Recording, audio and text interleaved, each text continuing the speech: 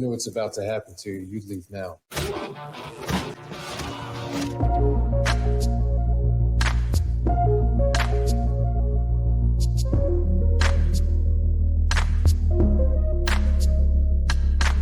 Some consider these traits to be toxic, such as undesirable in the men of today. We consider these traits such as these not only to be desirable, but to be appreciated and celebrated. Welcome to the Toxic Male Appreciation Show, hosted by and La Reina Creole. Welcome to the safe space for the toxic male.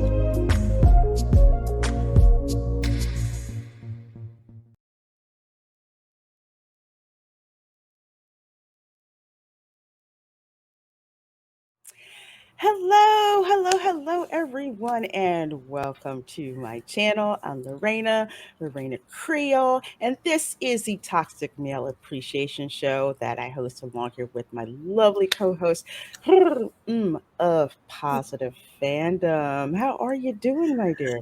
I'm doing well, Lorraine. It's always wonderful to be here for Toxic Male Appreciation. I so look forward to this show every week.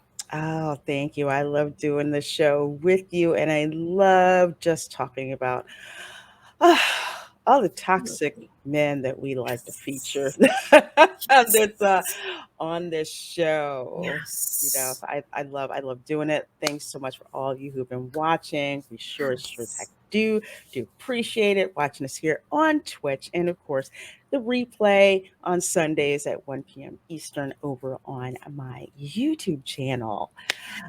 So let's get down to brass tacks here. So we have been talking House of the Dragon, which has just been a joy to watch. Yes. And yeah, we only have one episode left. I don't know how I'm going to handle it when that when that last episode drops and we have to wait. I don't know how long until season 2. Yeah, I'm going to go into total withdrawal. This has been one of the best series I've ever seen. I've been enjoying every minute of it, every trailer, pretty much everything about it. And as I said before, Lorena, this has been one of the best production designs I've ever seen in my entire life. You know, it's perfection. And I have to congratulate the production team and the cast and crew on how much work they put into this. It certainly does show. Absolutely. So last week we were talking about Theo Nate and Fabian Frankel, Yes. two very talented, very gorgeous looking men. And this week we are talking Steve Toussaint, who plays Corlys Velaryon, and Matt Smith, who plays Daemon Targaryen on House of the Dragon. And I'm so excited about learning more about these guys. Again, more people I had zero idea about, and you know we're learning all about them here. So we are going to kick off, of course, with Steve Toussaint. Let's see now. Had you heard of Steve Toussaint before? I had not, you know, to be honest with you, I haven't. And it's very interesting. Obviously, he's been acting for a long time. You know, I watch British shows and I don't know, I didn't know who he was. So this is really the first time that I'm kind of getting to know him as an actor. But he has such a long history of acting, Lorena. You know, certainly this role that he's playing as Corlys Velaryon certainly has propelled him into stardom. It really has, because like you, I did not know who Steve Toussaint was. People were telling me more about his pedigree. That one, he was British, and Black British men are hot. They just are. Literally, they just are. He is our Barbadian descent, which means his family is actually from Barbados. I'm postulating here that they emigrated from Barbados to the UK. UK has a huge West Indian population. I remember visiting the UK and loved going into those areas of London that were like predominantly West Indian, like all the colors and oh God, smell like curry chicken.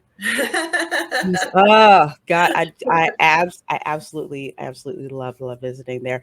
But everything that I kept hearing, for people who knew about his talent were like, he's really good. And for those of us who didn't, we were kind of like, well, I hope he is good. And Yeah. it's oh, go ahead, my dear. Yeah, no, you're making a good point, Lorena, because this is a demanding show, and we've seen nothing but it's like a production of great performances, honestly, or even Shakespeare, as I like to say, because what we're seeing it's TV gold. I just the quality is so superior from everything else we've been getting. And you can't sort of be just sort of an actor who can't handle this cast. So many of the cast members have Mhm. unbelievable talent, and Steve Toussaint is no exception. Absolutely. He also comes from one of those prestigious acting schools in the in the UK. God, he's 6'3". Mm-hmm. Mm-hmm. Mm-hmm. That's Yep. hot. Yeah. He's oh God, he's 6'3". I love listening to him talk. He holds both Barbadian and British citizenship. Mm-hmm. For some of our younger viewers, what's Barbadian? That's what Rihanna is. Okay, she Mm-hmm. is from Barbados. So just to Mm-hmm. give you guys a little bit of context. So let's see what else he's And been in. Oh, sorry, go ahead. he's as a Barbadian, I don't know whether so some of the Commonwealth islands in the Caribbean. My Mhm. family is from the Caribbean, so some of the islands have either been British, French, from many different European countries. Yes. We've been colonized or let's say controlled by those countries. And one of the things about it, especially at the time that he was born, I think he was born in 1965. Mhm. Perhaps his parents came over a little bit before then.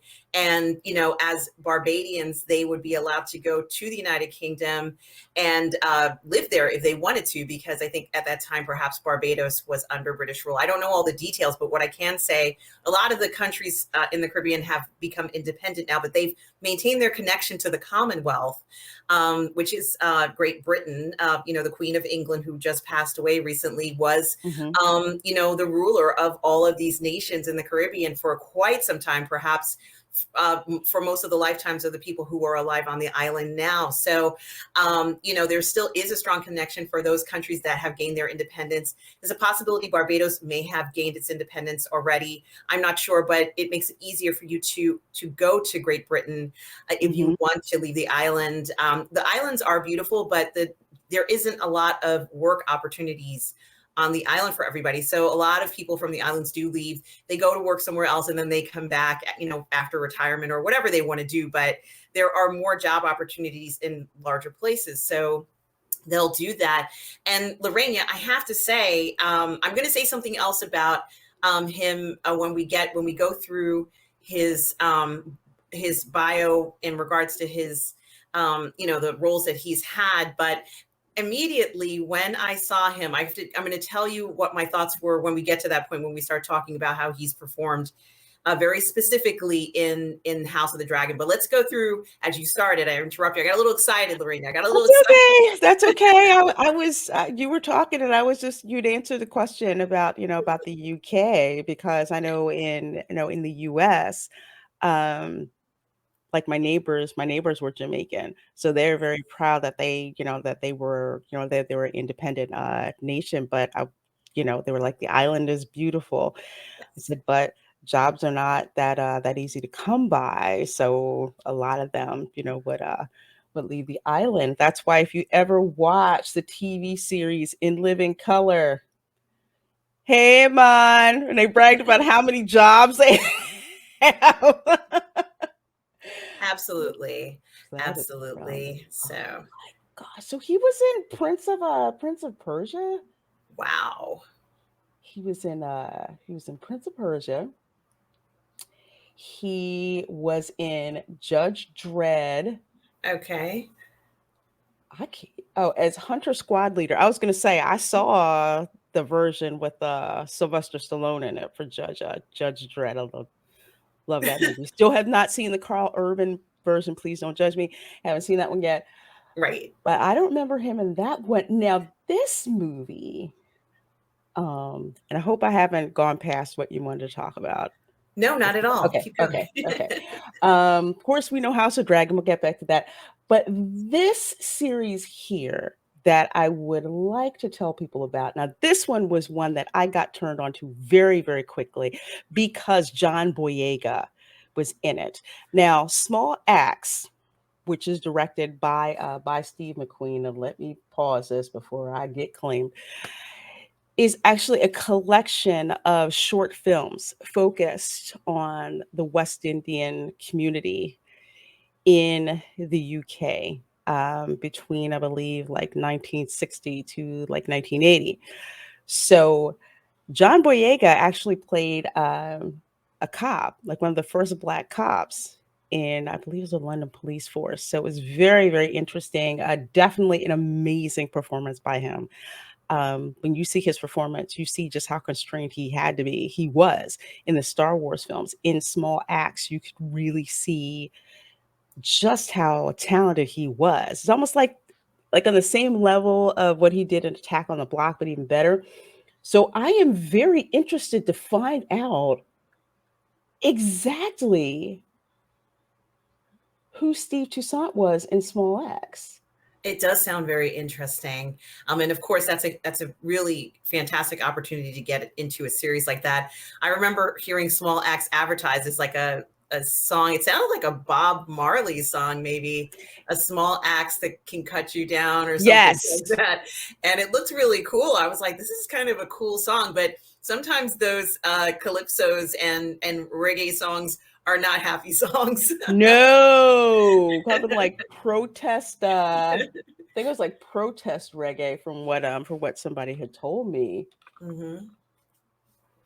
There we go. Kenneth Logan. Interesting. Trying to remember which character Kenneth Logan was. That's really gonna drive me a bit nuts. I'm gonna have to go back and watch the episode. I don't know if he was in the one with John Boyega, which he could have been, because the one segment that had like the one West Indian family, I think they were from Jamaica, and I think his father really didn't really want his son to go into the police force because of the racism. And I think his father was like one of those, I don't want to say Black Panther types, but I think that's the character that Steve Toussaint played. And Interesting. it was wonderful. Just a man who, he had all these aspirations and reality just smacked him into the face, in the face. And he was trying to basically try to tell his kids, don't push too far because this can happen, to you. You'll never, do that. Why do you want to be a cop? And, it was a very powerful performance. So I will have to go back and find out where he was in Small Acts. But this is a collection of 5 films, and I wholeheartedly recommend everyone check that out. I got to go back and see which one Steve Absolutely. Toussaint was. Yeah, this collection, and I know that John Boyega is famous for his role in Star Wars, but he's also famous for a lot of other groundbreaking work. And this is one of those groundbreaking works that he chose to star in. He doesn't just star in anything. John Boyega is very specific about what he's looking for in his career, and he always picks, honestly profound roles. as far as I'm concerned. Mhm. So I think that this is one of those roles where it's a standout situation for him. I don't believe he ever gives a bad performance. Even when he was yelling in Star Wars, I didn't care. They made him do that. He did what they asked him to do. But honestly, we know he's capable of so much. I've seen him in so many films, and this particular collection of films must be spectacular because, I've heard about the things that happened. Then there were riots at that time. Mhm. People weren't as pleased at the immigration policies. Well, I guess the immigration policies at that time are nothing compared to what they're going through now. I bet they're thanking their lucky stars. I Mhm. guess they're just grateful that they were able to get through that. But since that time, immigration's been very different in the UK. But certainly these were people who were coming to make a better life. And of course, Toussaint's mother was a nurse, which is kind of like the profession of You, so many Caribbean women. isn't it? The Jamaican, usually like the West Indian nurse. Yes. Yes. And they not the nurse, home health aide, all of those professions that they do in care. Mhm. They're known for that. So certainly that's not so much of a surprise. They excelled in it. And I think that they're known for that. So whenever you see a series, there's always like a Caribbean nurse, no matter where you are, there she is. I think it's very interesting to show that culture. Clearly his parents worked hard to bring him there. And Mhm. perhaps we'd see something like that in Small Acts, trying to figure out how the community survives, You do. given the situation. Being a cop in the 70s in the UK and the United States was not easy, especially in New York. It was like a nightmare from what I Mhm. understand. And so many men risked their lives to try and keep the peace. God bless them for doing whatever Abs- they did. Absolutely. Absolutely. And another thing that I'll add about Small Eyes before we move on is it's interesting how we'll say, like this been portrayed in the media in the past, the civil rights struggle in the United States, did not realize that there was something similar to that in the UK, inspired by the events that were going on in the United States. I had heard nothing about it. So this was very eye opening about that. It's kind of like, well, why, why wouldn't it have? But it was very interesting to see. So definitely check out Small Acts. It is definitely worth your time to check out, especially since Steve Toussaint is in it. Let's see what else we have. We have I have never heard of Before We Die. I have not either. So is that like, Yeah, what that it looks like it just came let's out. see, 2001 PBS masterpiece. Oh, it's Oh, one of cool. those. Yeah, I Okay. like those. One of those masterpiece theater. Hmm. Let's see, who did he play in this? There he is, Kane. Kane for Kane. four episodes. So I'm guessing that this is actually like a BBC production, Yes. but aired on a PBS. Usually, if it's PBS masterpiece, yeah, it's usually that. So Before We Die. A police Okay. detective procedural. And I think his picture, if you pan down just a little bit, Lorena, is that him he's wearing a police officer's right there? Is that him there? Yes. Yes. And clearly he's the captain or the lieutenant or whatever the title is in the police station. I don't know what it is, guys. So I'm sorry. I apologize. They have all sorts of things like chief inspector, you remember, Something. right, Lorena? Chief Yeah. inspector, detective, constable, I Think don't it. know any of those. The I titles want to say constable. I are do for some reason. I want to say it's constable. Hey, Keck, we're good hi. to see you. Says hi, Reina, and then it's got a rose Hey, for her. aw, thank you. So sweet of you. Thank you. Thank you. Absolutely. So, but you can see on his accolades that he had, like he's a commander. Yeah. So, clearly he is high ranking official Hmm. and he probably has, I noticed that they're high ranking officials wear uniforms, and the detectives who are plainclothes detectives are like the subordinates, but they don't wear uniforms for obvious reasons, right? Because they're doing investigations. But yeah, like the boss, it might be the case here too, Lorena. I don't know. I have to start watching Blue Bloods again and find out if Tom Selleck dresses up in that uniform, as a regular thing. But certainly he has earned his title there, and he looks good in the uniform. He looks good. That's why I was like, hello, how are you? You look good in that. Yeah. Let's see. Of course, House of the Dragon. Of course, Yes. he is the sea snake. And I have to bring this picture up, of course, because where the heck is it? There's so many to choose from, but I'm gonna keep going until I get to it. And I'm going to wait till you get to the picture, because I want to tell you what I first thought when I saw this man, Steve Toussaint, in this character as Corliss Valerian. I certainly do have something to say about it, because there's something about, well, I'm going to keep my mouth shut until the picture pops up. Because I was going to say, oh, that's him. Oh, no, wait, that was his annoying brother. Yes, yes. He looks so good. Okay. So Lorena, as I told you, my family is from the Caribbean. So of course, the first thing I thought about was a strong Caribbean man. I could not help myself. He looks like a man you would see in the Caribbean with these incredible dreadlocks. They're handsome, attractive Black men, or let's say men of African descent, which so many of them are in the Caribbean. Strong, powerful. I thought he was going to fuck shit up in this series. Like, I thought he was going to be like, hell no, I'm challenging you, and be very, somewhat more aggressive, because the men are so strong and powerful and have so much strength and determination in the Caribbean. To be honest with you, this is how I immediately thought of the Caribbean. And I said, no, this is House of the Dragon. This is not the Caribbean. I'm like, House of the Dragon doesn't have anything to do with the Caribbean.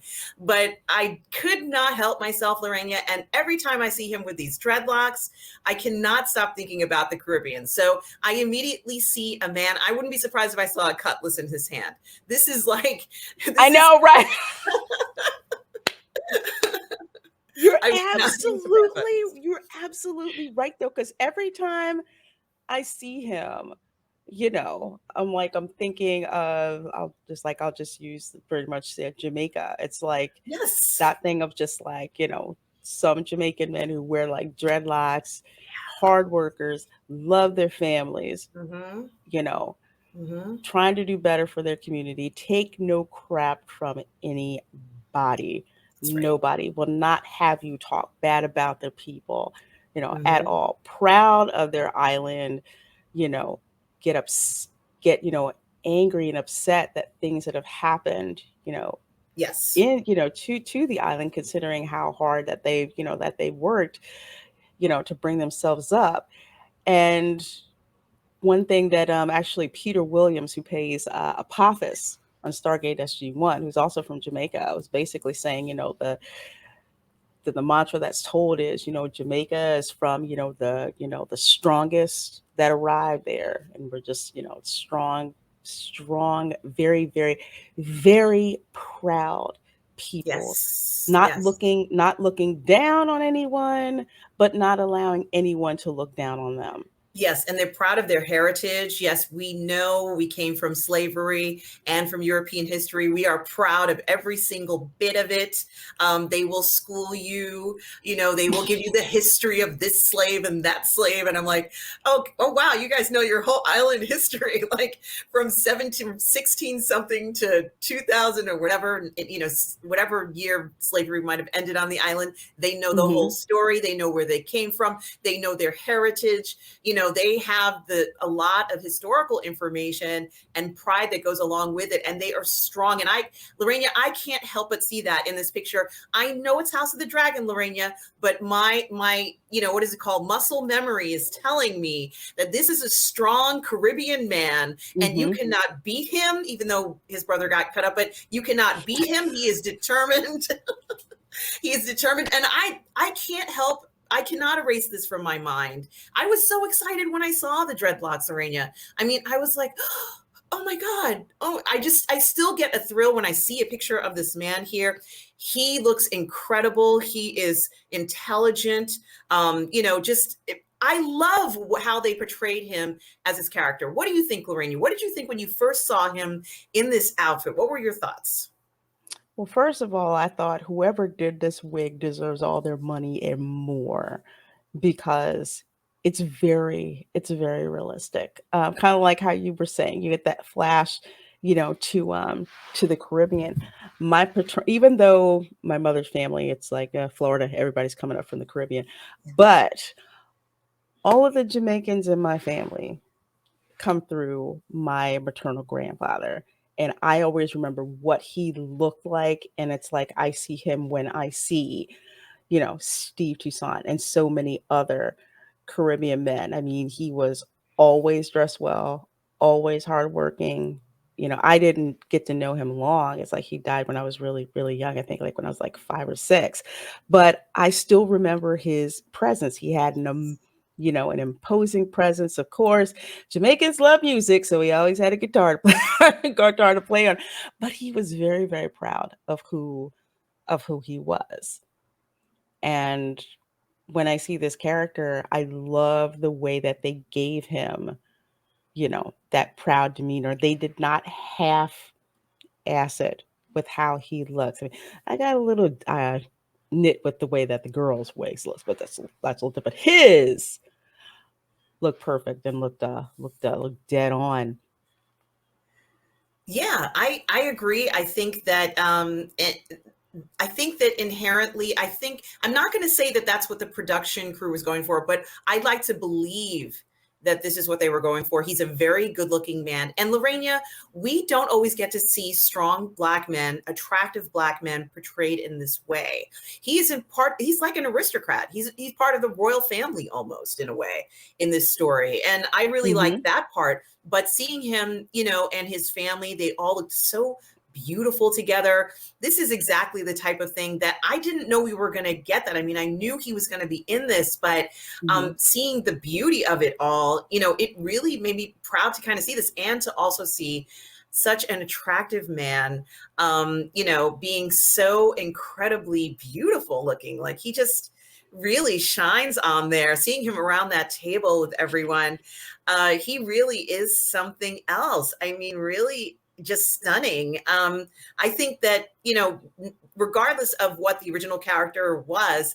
it was Hmm. a bonus doing this. I think that they might have elevated the series a little bit in the sense of appeal.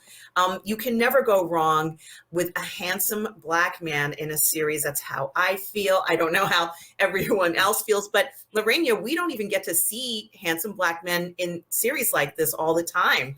Um, for the most part, they've kind of been pushed to the side, or haven't gotten roles, or they haven't written things that would cast them in so that we can see them. One of my concerns about the new Black Wakanda Forever was that I didn't see any strong, handsome Black men in the story. And in the original, we had so many different men, beautiful Black men in there that we could So just many. enjoy. I mean, it was just like, take your pick. What do you like? Just they were so dynamic. Certainly even the bad guy was appealing. I mean, I don't always like the bad guy in a story, but I couldn't help myself. It's Michael P. Jordan, right? Yes. He Hmm. he looked so attractive, and I thought to myself, I can see how this incredibly handsome man is challenging this other incredibly handsome man to something that's so important. And I kind of get this feeling for this character even. He knows that he certainly deserves a shot at the throne, and he married a woman who probably could have been queen. So close, Lorena, so close in the story, and yet so far a lot of the times. Absolutely. And another thing to add, because again, I agree with what you were saying. It's like we very rarely do we see Black men, very attractive Black men, who are cast in roles where they're allowed to truly be men. They're not, kind of like neutered and off to the side. No, no, no, no. Corliss Valerian is the proud father of 2 children. He is very effusive about how much he loves his wife. And the scenes between the two of them and I'm forgetting the actress's name, shame on me, but the actress who plays Rainice, to Yes. see, a black man in a very loving relationship. He can be very, very cutthroat and like, I'll slice all of you. Don't you dare disrespect me. Well, you're the king, so I kind of have to temper, what I say because you're the king. He can go from that to these touching scenes, you know, with Rainey's and kind of, and just seeing that. So it's like, it's a wonderful thing to see something that we don't always get to see. Now, something that I will bring up, because it is the elephant in the room with some of the people here. When I found out that they were going to cast Steve Toussaint, and that historically in the book that Corliss Valerian was a white man. Well, some people took issue with that. And one of the things that I didn't seem to like was that how, and I kind of put this on the showrunners answering this in the wrong way, basically making it seem like if you said anything in, like, say, being opposed to the casting, like you had some people who were just like, well, that's not originally how it was in the book. It's contradictory to the lore, which is a valid argument. That is Yeah. very, very, very true. Their opposition is based on the author gave a description. And this is kind of like the same thing with Interview with the Vampire. The author gave a description of what the Valerians looked like. You went with something different with House of the Dragon. No one's saying that you can't. And George R. R. Martin signed off on it too. He's a creator. He signed off on it. Just go and do your thing.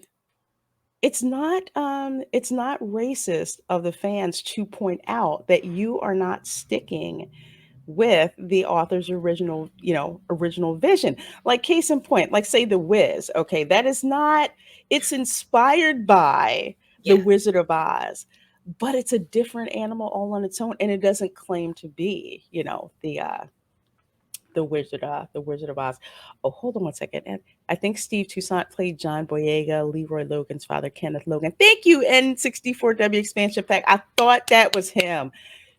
You got to go back and see the performance of this dude. That's something else. The fact that I remember that performance, and I'm like, that's got to be him. Yes, anyone with Valerian blood had white or off-color hair. In the books, there are dark-skinned people with that hair on the continent. It's interesting. And that's understandable. If you go back far enough, and can attest to this too, you go back far enough in my family, let's say back to the Civil War. Third of my family was white. Third of my family was white. Third of my family was what you would call biracial. And a third of my family would have been like, pure African. You could not look at me if I tell you, which it is true. It's like, yeah, I have a Norwegian 8 great grandfather. You wouldn't know that by looking at me, but DNA doesn't lie. So they're like, there are variations. My nephew, his father is Greek.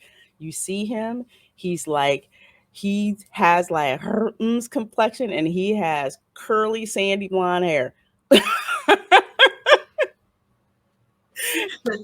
I love him to death. But that is possible, to happen. So with years, and not even doesn't even take that long. Probably within the space of like 2 generations, look completely different. Absolutely, Lorena. And thank you. I'm so glad N64 with expansion pack pointed that out, because there's so much about the House of the Dragon books that I have no knowledge of. Same here. One thing that I was going to say is that, things are very different these days with how people react to things. And, honestly, I agree with 100% with what you said about how people might respond. And it is okay for them to say, hey, isn't that supposed to be, a different person or whatever, or a different gender? And it's completely fine to say this.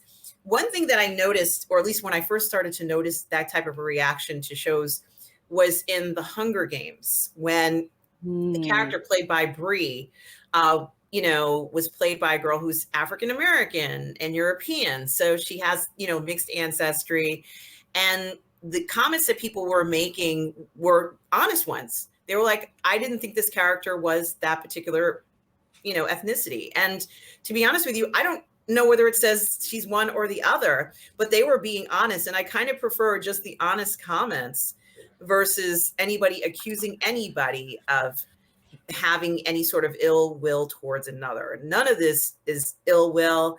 They're just thinking that. And you know what? It's okay to think these things because it's not bad. You can think that. You can say, hey, wait a minute, wasn't that character a different, it's totally fine to think that. And it doesn't mean that you're mean or that you are hateful in any way. So it's a discussion that anybody would have, because if you read it, you would be expecting something different. So it's perfectly natural, honestly, right, Lorena? It's Completely. I'll give a Star Trek example. How about that? Remember Star Trek Voyager? yes.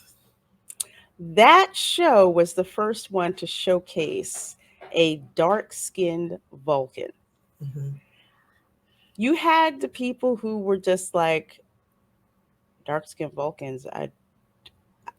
We haven't, seen them before. I don't know. They were kind of like, well, okay, this is kind of different. And then, of course, you have that certain group of people who were like, no, it shouldn't change, and they should look like this, and they should look like that. And then you have, the small population who just, yeah, just on race, they're like, I don't think this should happen. And people said a lot of not so really good things about it. But you've had these things happen, repeatedly.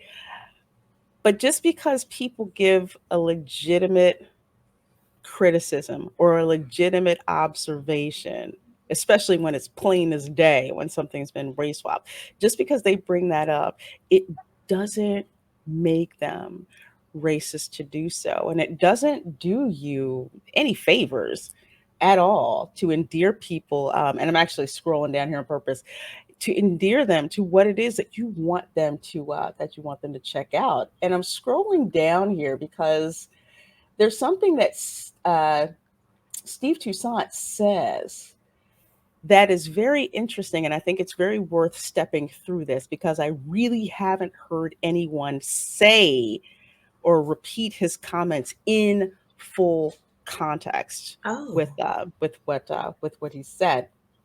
So this is actually from the New York Times. I pulled it from the Wayback Machine because I'm not paying the New York Times for this. Ridiculous. So they said, you've talked about the racist, and put this in air quotes, racist backlash that you initially faced from some segments of the fandom when you were cast. Has that improved?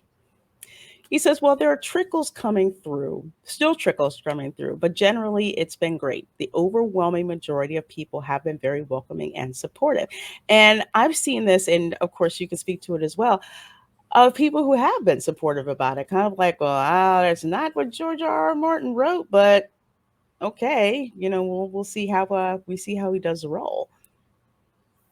yeah, I agree. And as Lorena, I think you've said in the past, and I've said in the past that sometimes when they do make changes like this, if the story is great, for the most part, it's not overly important in a sense, because as long as we're getting a good story, we're willing to go with changes. Sometimes they have to make changes, perhaps not in this case, but sometimes in some stories they have to make changes for stories to make sense when they're adapted.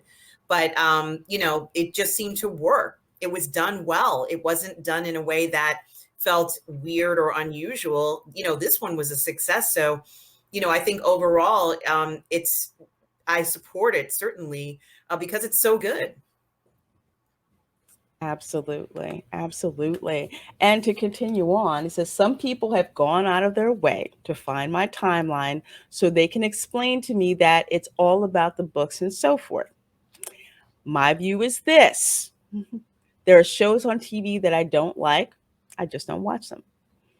There are actors I don't find interesting, I never feel the need to broadcast that I don't like them. And that's the crux of it. Kind of like what I've told people, it is not the actor's fault that they got cast to the particular role. And one of the things that I don't like about social media is that people will think that because someone was cast that you didn't like, you feel entitled to call them everything but a child of God, and in the book, and out there, and it doesn't look good. It's not a good look for the fandom at all, and it's just not very good common courtesy. It's like you can say I'm not real keen about what you're going to be in, but there's no reason to personally attack them that way. Agree. They don't deserve that type of, treatment. And, we've seen that. And I think maybe one of the most extreme examples was the actor who played Jar Jar in Star Wars. Like, that was insane, how he was treated. And to a point where, it wasn't his choice to even do the character that way. That's what he was asked to portray as an actor. And, the character went way beyond vilification for some, even towards him as an actor. So unfortunately, in a circumstance like that, it was maybe one of the most extreme versions I've ever seen. So Yeah, that was even worse than what happened with the Tuvok in Star Trek. I didn't understand it. To me, it seemed to be overkill, and I think that was just when social media was just starting to get out there. I mean, you didn't have Facebook, you didn't have, YouTube. I think YouTube was just starting out, but you had people who had websites, bulletin boards, stuff like that, forums. That's where you would see these types of things. And I didn't really understand why people just took that so personally to Ahmad Best. That didn't seem to make a lot of sense to me. It was so unfortunate, so unfortunate. But yeah, he continues on, where he says, "There are some people who don't like my appearance and don't think someone like me should be playing that particular role because when they read the book, they saw it a different way. All of that is natural. My objection is to people who have racially abused me." And that's it. And that's the difference. That's the difference that he's making, that he's trying to point out here. It's like if you point out that there's something, in the books, that's in the books and that's irrefutable. That's there. So you're debating from a logical standpoint. Like, okay, I get it. You don't like it because it's not in the books. So I can give you credit for that. But to go down the racial angle is not is not good. Not good at all. yes, and I think that we're now in a world where we know that that's not something that anybody should be doing. And it's also, we also live in a world where people, not us, but let's say certain media groups, are more than happy to label other people that way, oftentimes not deservedly. So it truly is something that is shocking in a way. And yeah, I think that it's okay for him to mention that, racial abuse is never right. So, and there's no reason for it. There's no real reason for it. No, no, there really isn't. So I really like how he broke it down this way, because this isn't what got filtered down to me being in the sewer known as Twitter. And I do follow Steve Toussaint. Don't agree with him politically, but I don't care about that. Man's good looking and he can act. So that's all, that's all I care about. But I find it interesting that that logical portion that he discussed wasn't the portion that was amplified, Right.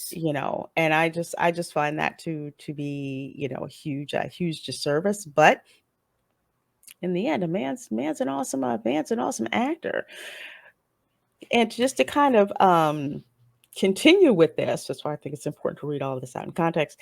For Yes. some reason, the responses that I've been getting recently seem to have overlooked that, as if I'm just going, "You don't like me, and therefore you're racist." That's not what I'm saying. I don't know what people's motivations are, but I do know the motivation of someone who calls me the N word. I know what that means. Yeah, that's really important because, as he said earlier in the article, the majority of fans are supportive, and I don't think those supportive fans are getting enough credit for, the positive energy that they're essentially expressing towards him playing this role and the Mhm. production overall. And so, for a show where it's been an overwhelming success, where it's been an overwhelming reception of this incredible storyline, Mhm. and the performances are so engrossing and captivating. Certainly, no one can say that a best effort was not put forward. This is top tier levels of excellence in regards to execution, and I think even Martin must be happy or pleased as punch with this, because this is what you want to see when you're an author. You want your production to the adaptation of your stories to come out like this, having lasting impressions, rewatchability, certainly just remarkable moments in the story that you can't forget. It's really captivating, Lorena, and I think it's really important, regardless, that the majority of fans love this show. For the small group of people, just in all honesty, for the small group of people who don't like it, it's a very, very, very, very, very small group. Absolutely. Absolutely. It's like you're always going to have that, um, like my grandma used to say, you're always going to have that butthole population, no matter what happens. They're always going to be, out there. But for the most part, people have just been excited. Most people have just been excited to see exactly what he's going to do. And his performance did not disappoint. I haven't seen anything at all to say that he's not a great actor. I mean, he just kills it every episode, that he's in. He has that Shakespearean. There's just something about it. You can tell when people have been, trained in a Shakespearean acting method. You can see that. It's very, very obvious. He holds his own with everyone on the screen. You know exactly what's about when you see him. There's so much range, from him being tender with his wife and his daughters to, that restrained anger when he is in the audience of the king. And when Viserys is just like, I'm getting married to the Lady Alicent Hightower. And And it's like, just, say what? and I'd say, what now? And it was just the expression on his face was just something else. So I'm so glad he is on the show. He's been killing it with his performance. I haven't heard anyone say anything bad. At least it's gotten filtered to me about his performance at all. And just look forward to seeing him, every week on the show. Let's see. NW64 expansion pack says I saw James Earl Jones addressing Tony Quinn's race swap controversy on a Dick Cavett show YouTube clip. He had a good nuanced perspective on the subject. Oh, okay. You have to check that. I have to check that out. Certainly. I think with the way, and you can pine on this too, because I'd love to hear your opinion on this. I think because it used to be, and let me bring this up because this is actually important. It used to be that if the character was race swapped, the reason that it was done was because of the gravitas of the actor.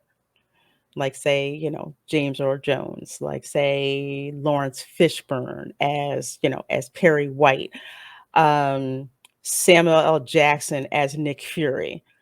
It was about who it was that was being cast. In the Equalizer movies, having Denzel Washington cast is like, is it Denzel? Okay, all right, I'm not worried about that because it's freaking Denzel Washington, and that's kind of Yes. how it is. So people were willing to overlook that because of the gravitas of the actor. And unfortunately, what seems to have been going on, let's say maybe the past, just to be safe, we'll say the past 10 years, just in the name of quote unquote diversity, not because this actor knocked it out of the park. Sometimes that's the case, but the drumbeat is it's just like for diversity, we're just going to put this black actor, this black actor, this black actress, this black actress, whatever. Here you go. And here's a movie. And this is why you're going to like it because of how diverse it is. I think people are so tired and worn down by that and being told that if you don't like it or you object to it, you're an istinophobe or whatever, is why there seems to be a lot of this knee-jerk reaction when a character gets waist swapped. It seems it's more often being done to, I guess, score points in the court of public opinion, as opposed to this is the best person for the job. So this is what we're going with. Yeah, I agree with that. And I also think it might show a little bit of ageism in the, let's say, in, I'm not going to say all casting agents are bad, but I have a feeling they might be pressed to set a precedence of, they have so many well-established actors who could play so many of these roles, regardless of their sex and age. But we don't get to see a lot of them in roles like we would normally see them. Cameos, right. Smaller parts. Once you start to remove that element and throw in sort of this newer group that don't have experience, that didn't get in, due to their merit, you notice the difference. It's not a quality production anymore. You don't have that cast of actors who know how to relate to one another and make a story come alive and make it believable. There's a reason for that. There's a reason why you always had, perhaps more experienced actors in shows with younger actors. They each have a significant part to play in bringing this to fruition. So it was never an accident. It was things that were done on purpose, as you said, Lorena, because the person was a superstar. They had great chemistry with this particular actor. Those things are now pretty much overlooked. I mean, we're just not seeing that all the time, except of course in House of the Dragon we have, but even they are very, they're very, very careful. Lorena, you and I have seen articles about how many of the younger actors, they're being cautious in the sense that they realize that they're not as experienced, and it's okay to be inexperienced, but not to expect certain things from inexperienced actors. And so that's why I'm saying I think there might be a little bit of ageism going on, because we need those mature actors in there for a lot of roles sometimes. Sometimes they are needed.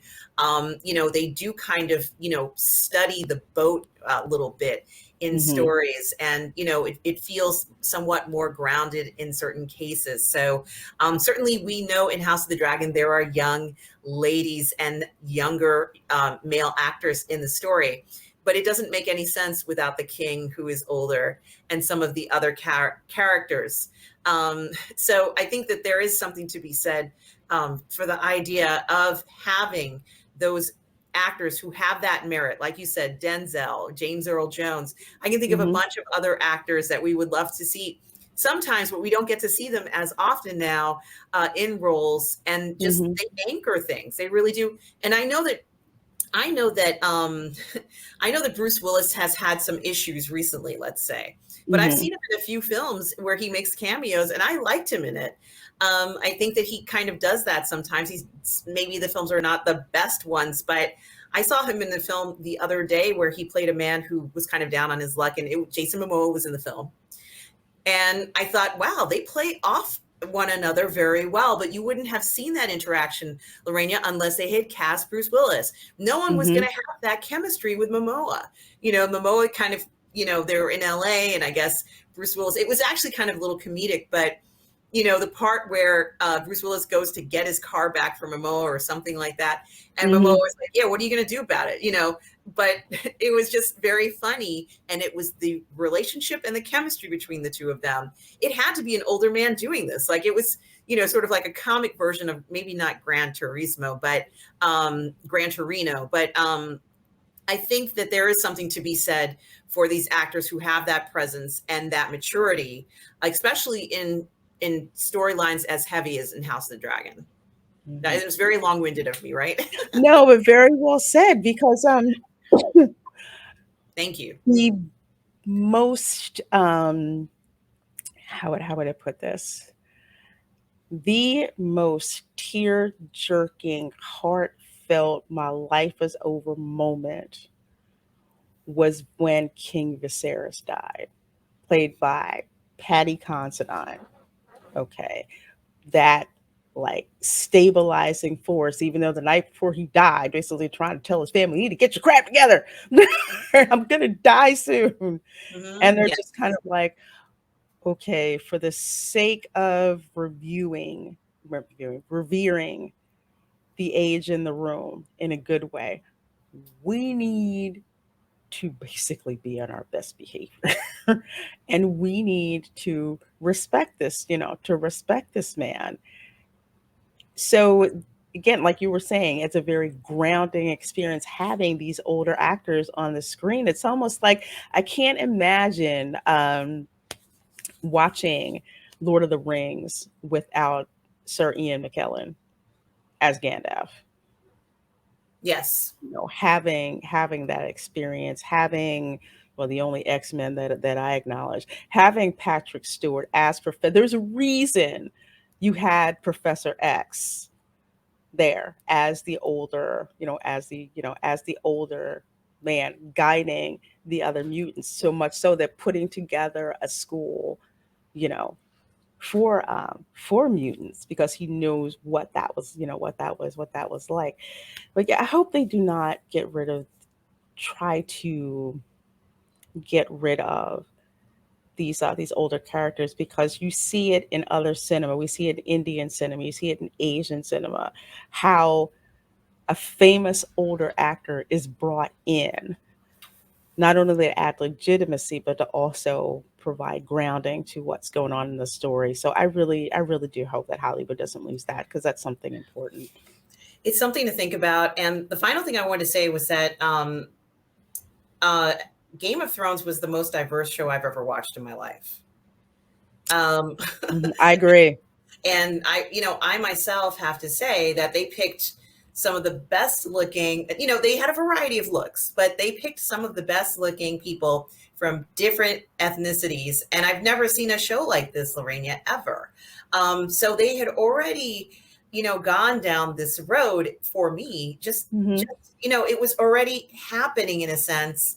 And it was beautiful the way they did it. It was almost they fulfilled the fantasy of seeing, different ethnicities and looks in that, it was intoxicating. So, I think that, it's natural in a sense, we're just focusing on, this group right now, but those seasons where we just saw so many different groups of people, it's really incredible. I think that, it's not going to be every story that's like that, but I've enjoyed it regardless. So I think that they set a precedent that's very hard to match. Maybe no one can match that. Maybe not because Game of Thrones was hugely popular. And I believe that was one of the reasons, like you were saying, just the diversity. I mean, the gravitas of the cast was there. Yes. It's like they picked the best of the best with all different kinds of faces and booked it. And that's why the show worked so well.